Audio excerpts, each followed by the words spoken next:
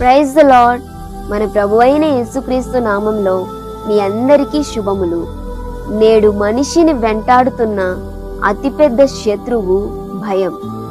భవిష్యత్తు గురించి భయం, ఆరోగ్యం గురించి భయం, ఒంటరితనం అంటే భయం.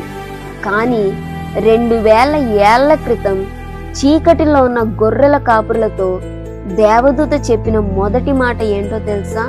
భయపడుకుడి. లూకాసు వార్త 2వ అధ్యాయం 10వ వచనంలో దూత ఇలా అంటుంది, భయపడుకుడి, ఇదిగో ప్రజలందరికీ కలుగబోవు మహా సంతోషకరమైన సువార్తమానము నేను మీకు తెలియజేయుచున్నాను.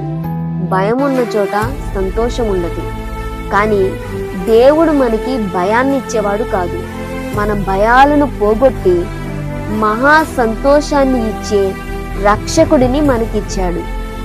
మన జీవితంలో కూడా చీకటి అనే సమస్యలు కమ్మినప్పుడు గొర్రెల కాపరిలాగానే మనం కూడా చాలా భయపడిపోతూ ఉంటాం. కానీ ఆ రోజైనా ఈ రోజైనా దేవుని సమాధానం ఒక్కటే.